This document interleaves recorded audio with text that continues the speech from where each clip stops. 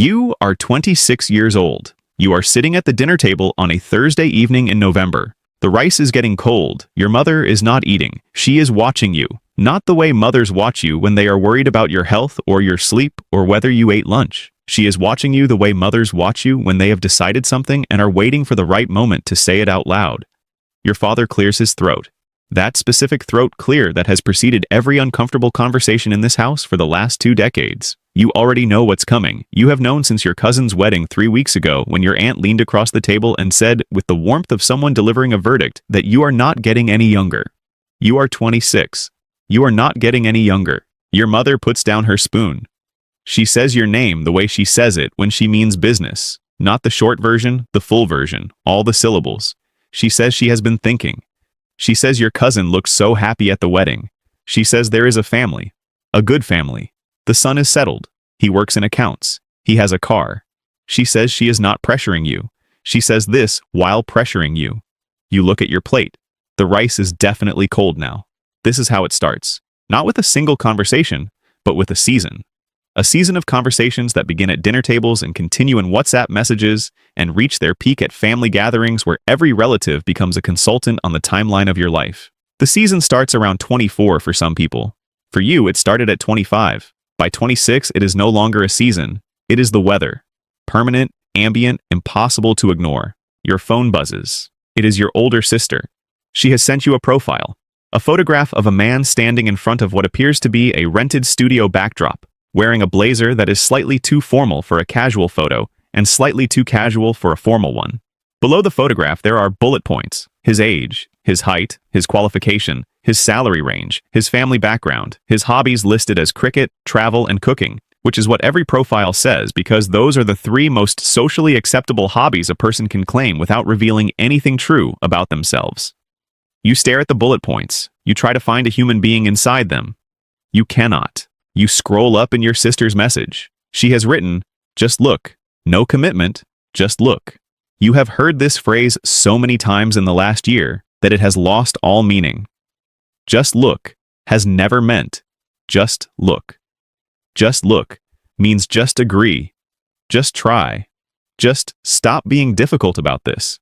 Just understand that the clock your family hears ticking is louder than any clock you carry inside yourself. You put your phone face down. Your mother is still at the table.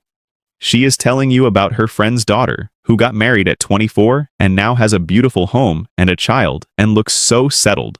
Settled. That word. You have heard it approximately 400 times this year. Settled the way furniture is settled into a room. Arranged. Fixed. Unmoving. The implication being that you, currently, are unsettled. That you are a thing floating without an anchor, and the anchor has a name and a salary and a studio backdrop photograph. You want to say something. You are not sure what. You want to say that you are not unhappy. That your life right now, while imperfect, while occasionally lonely, while sometimes quiet in the evenings in a way that sits heavy in the chest, is yours. You built it. You chose the job you chose because you wanted it, not because it was the most impressive thing to put in a bullet point. You chose the apartment even though your mother thinks it is too far. You chose your friends. You chose your routine. Every morning you wake up and the day belongs to you entirely and you are not sure you are ready to split that ownership with someone you have not met yet, someone whose realness you cannot find in a list of hobbies and a height measurement. But you don't say any of this. You say, "I'm not ready." Your mother says, "Nobody is ever ready." You say, "I need more time." She says, "How much time?" You say, "I don't know." She looks at you the way she looks at you when she is deciding whether to be hurt or frustrated, and she has chosen frustrated tonight.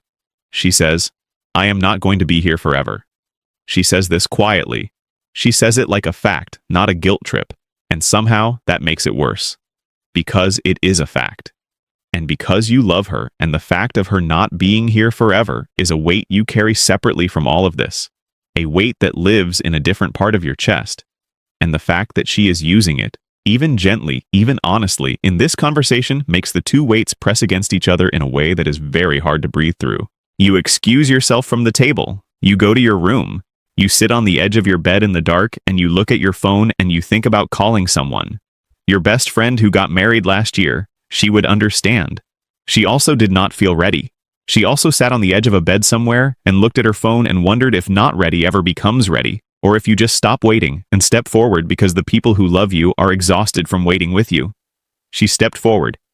She says she is happy. You believe her. You also know that her happiness does not mean your readiness. Two different people. Two different equations. You lie back on the bed. The ceiling is the same ceiling it has always been. You grew up looking at this ceiling. You learned to read under this ceiling. You cried about 100 different things under this ceiling. The ceiling has never once asked you when you are getting married. The next morning your father sits with you over chai. He is softer than your mother in these conversations. He does not bring profiles. He does not mention the accounts man with the car. He just drinks his chai and he says, "You know, we only want good things for you." You say, "I know." He says, "We are not trying to rush you." He pauses. He says, "But we are getting older and we would like to see you settled before." He stops. He does not finish the sentence. He does not need to. Before is the whole sentence. Before something happens. Before there is less time. Before the window that parents imagine closes. You nod. You drink your chai. You do not say anything because there is nothing to say that would resolve this. There is no sentence you can construct that satisfies both your parents' love for you and your own need for time. The two things want different things right now. That is the honest truth of it. The two most real things in your life want different things right now, and you are the space between them. A week passes. 2 more profiles arrive. One from your mother's sister, one from a family friend who was not asked but felt compelled. You look at them because you said you would just look. The men are fine. They seem like decent people. One of them has a genuine smile. Not a studio smile, but the kind that happens accidentally, caught at the corner of a photograph that was probably meant to be more serious. You look at that smile for a long time. You wonder who made him laugh at that moment. You wonder if he is also sitting somewhere looking at a photograph of you trying to find a human being in your bullet points. You feel something shift. Slightly. Not dramatically. Not the shift that resolves anything. Just the shift of recognizing that on the other side of all of this pressure, behind all the profiles and the dinner table conversations and the relatives and the settled and the clock, there are also just people.